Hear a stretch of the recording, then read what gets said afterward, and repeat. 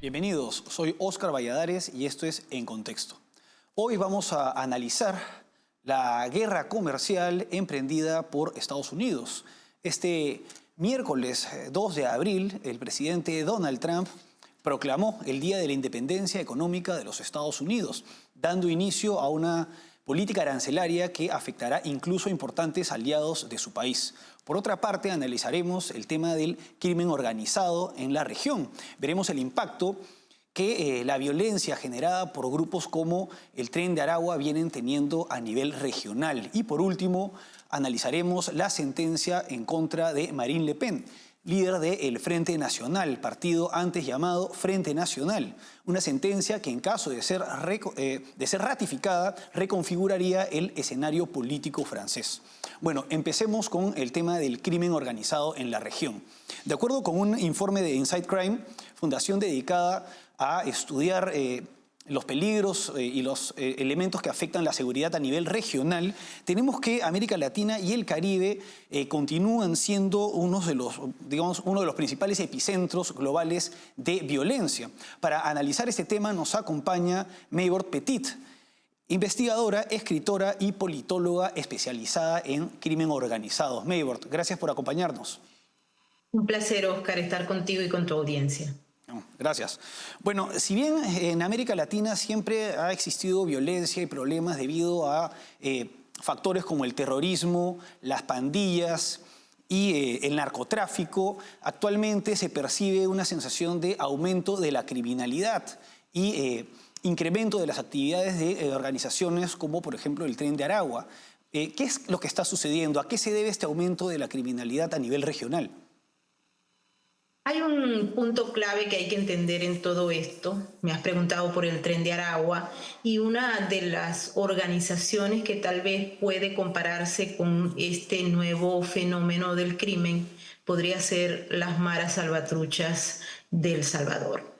Pero esto lleva a un elemento más grave que se ha determinado a través de una serie de informes y de investigaciones que se han hecho tanto en Estados Unidos como en Chile y otros países, y que coordinados pues se entiende cuál es el verdadero panorama.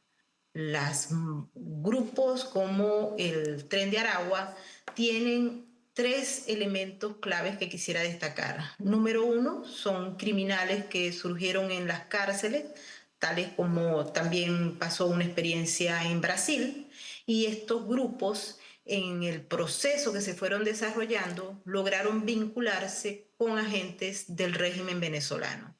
Luego el régimen, ante las presiones que había desde el punto de vista interno y externo, decidió cerrar la cárcel de Tocorón, donde hacían vida estos criminales que tienen una historia bastante larga en Venezuela.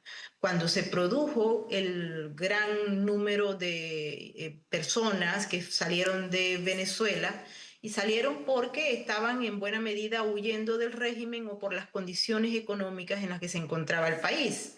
Allí se vio la importancia, y esto lo han utilizado otros regímenes de la región, como Cuba, por ejemplo, de infiltrar operadores de esta banda para ir a varios países a través de los grupos humanos que estaban huyendo de Venezuela. Así, los migrantes que llegaron a Chile tenían insertos algunos de estos individuos que posteriormente hicieron de las suyas en Chile, a tal grado que llegaron incluso a eliminar, de acuerdo a la misma Fiscalía de Chile, a uno de los opositores, el militar Ronald Ojeda. Pasaron por Perú y allí crearon una estructura para delinquir, para robar y también para desestabilizar, porque este es uno de los puntos que los diferencia, por ejemplo, de las maras salvatruchas. Igualmente entraron a los Estados Unidos. Actualmente se estudia y se señala que hay en 22 estados de los Estados Unidos la presencia del Tren de Aragua, con una gran variedad. Es como una especie de gran mercado de crimen. Van desde la extorsión, desde la explotación sexual, tráfico de inmigrantes. Ellos forman parte de las grandes bandas de coyotes que anteriormente estaban encabezadas por mexicanos y centroamericanos. Hoy en día el Tren de Aragua tiene su grupo, es decir, son poderosos en la frontera sur y norte de los Estados Unidos. También se dedican a la ciberdelincuencia, la minería ilegal, tráfico de drogas, etcétera. En Estados Unidos, adicionalmente a todos estos delitos que te he señalado, hay uno que es peor porque se han dedicado a matar a ciudadanos norteamericanos. Se han dedicado a buscar en conjunto con otros países aliados al régimen venezolano la colección de data de las personas que están en Estados Unidos y que son objetivos del régimen. Militares, periodistas, analistas, toda la gente que ha sido perseguida por el régimen. Esto ocurre más o menos como pasa con los de la diáspora iraní o los de la diáspora es muy amplia, China. Se utilizan estos mismos mecanismos y ya se ha identificado como miembros del Tren de Aragua empiezan a introducirse en lo que es la recolección de data de venezolanos o de agentes o targets que tenga el régimen para operar. Igualmente han hecho trabajos que nunca antes había hecho, por ejemplo, la Mara Salvatrucha, tomar edificios, por ejemplo, y tratar de extorsionar a cada una de las personas que viven en esos edificios.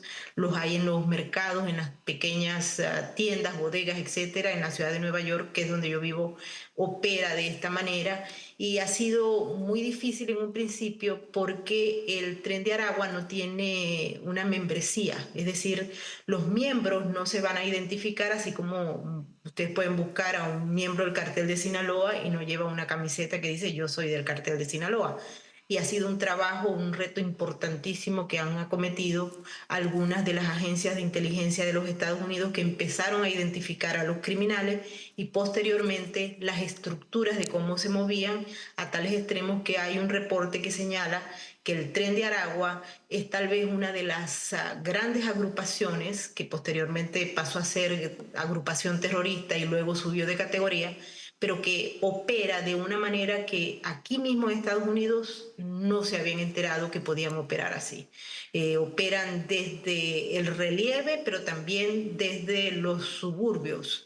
Y hay puntos específicos, te digo que hay 22 estados donde están presentes y hay lugares como la ciudad de Nueva York, como Aurora, en Colorado y muchos otros puntos en los que ellos tienen presencia porque utilizan también otro mecanismo que sí se usó por parte del régimen de Cuba y también por el régimen iraní.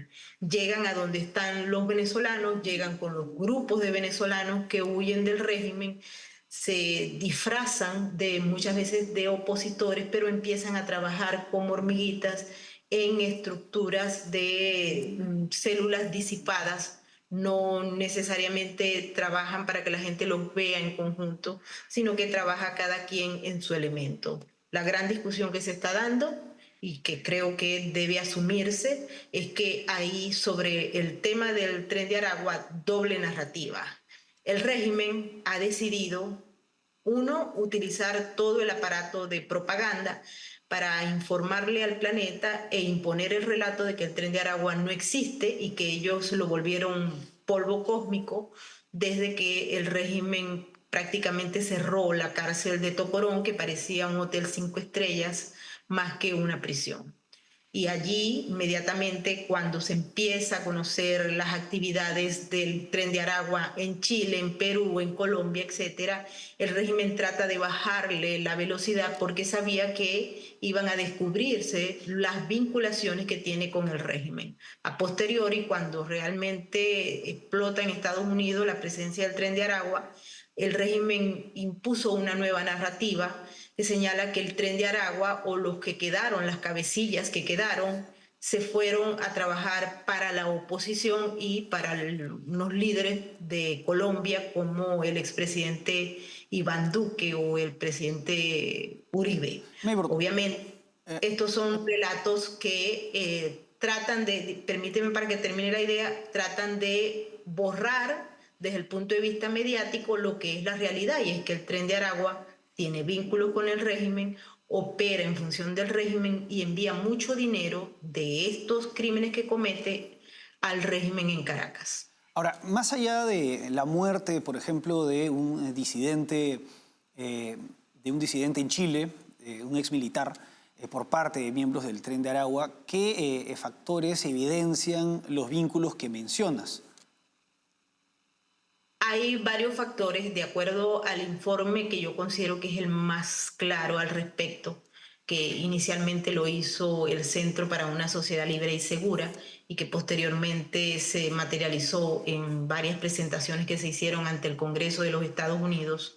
Establece que es una estructura, te digo, es celular disipada, es decir, que no operan con presencia directa ellos físicos mostrándose, pero sí operan en una serie de acciones en un mapa de delitos que se cometen en conjunto y se han identificado como un grupo de criminales opera de una manera reiterada en diferentes lugares desde el punto de vista geográfico. Por ejemplo, aquí hay un grupo que es muy importante, fueron los primeros tal vez que se agarraron por parte de la autoridad y fueron llevados a corte, donde cada uno establecía primero la misma narrativa, segundo el mismo mecanismo y modus operandi, y luego algunos de estos individuos que fueron arrestados confesaron y de allí se empezó a tener el testimonio. Hubo otros que fueron arrestados en Texas que también tenían las mismas características y confesaron ante la autoridad en calidad pues de cooperantes cómo era que se estaba operando y cómo estaba vinculado ese grupo al régimen venezolano. Posteriormente la investigación se fue incrementando en la misma medida en que aparecían por varios lugares con el mismo modus operandi, repito, y con el mismo comportamiento.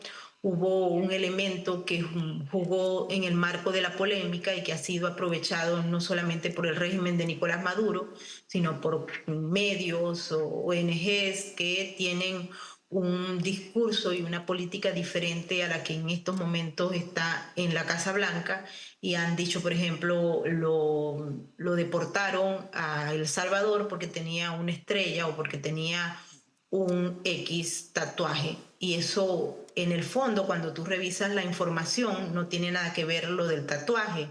Hay un grupo de puntos donde se desarrolla la investigación sobre estos individuos, los mecanismos, repito, conductuales, los mecanismos de cómo han ejecutado sus crímenes, y hay una concordancia directa con lo que ya se ha logrado por parte de los que en estos momentos son testigos del gobierno, pero que fueron criminales de esta organización, que fueron arrestados y que han venido también alimentando todo lo que ha sido el proceso de entender qué es el Tren de Aragua y por qué había que, uno, sacarlo, cortarlo de cabeza a través de dos sistemas diferentes. Uno fue la designación por parte de la antigua administración de Estados Unidos como una organización criminal y poner sobre la cabeza de los principales cabecillas un premio, es decir, un monto Una recompensa. determinado, los 5 millones de dólares, y hay otros 10 millones de dólares. Cuando se hace esa designación, por supuesto, llega más información a las autoridades que estaban revisando este tipo de organización. Cuando hay un cambio en la Casa Blanca y llega el actual presidente Trump, ese caso ya había avanzado abiertamente en muchas de las agencias que estaban dedicadas a este tema y se le presenta un proyecto en el que se dice hay que tumbar a esta gente y hay que cortarlos de cabeza, y por eso se hizo una segunda tanda que fue la designación como organización terrorista. Y posteriormente, en vista de las circunstancias y de varios acuerdos y discusiones que se habían tenido, por ejemplo, con México, que es uno de los países donde, pues sin quererlo, porque obviamente el gobierno no estaría de acuerdo con ello, ha sido, pues desde el punto de vista territorial, el mecanismo donde se han operado estos individuos, al igual que Panamá, por ejemplo, porque una buena parte de ellos hacía negocio en lo que es el tapón del Darién y toda el área que vincula la frontera colombo-venezolana, porque es por allí que salían los grandes grupos humanos que venían hacia los Estados Unidos, y estos individuos coordinaban esos grupos que aquí lo llaman coyotes y buscaban a las presas, es decir, a las personas para traerlas en todo ese proceso. Hay muchas personas, repito, que han dado su testimonio de cómo fueron abusados, cómo traían niños de manera, por supuesto, ilegal. No solamente que representan grupos criminales como el Tren de Aragua, sino el propio régimen venezolano que además de generar inestabilidad en la región al promover abiertamente alternativas políticas similares a las que existen en ese país, en Venezuela, además promueve y expande a grupos o apoya a organizaciones criminales que erosionan las instituciones en los países vecinos y incrementan pues la actividad criminal. Bueno, nos ha acompañado Maybord Petit, escritora, politóloga e investigadora especializada en crimen organizado. Maybord, ha sido un gusto tenerte con nosotros. Un placer estar con ustedes y estamos a la orden porque creo que esto, como tú bien lo dices, es una amenaza a la seguridad del hemisferio. Son instrumentos para destruir los sistemas y que están enmarcados dentro de lo que es la creación de una amplia gama de delitos nuevos y de delitos ya conocidos. Vamos ahora a una pausa y regresamos con el paquete de aranceles anunciado por Donald Trump.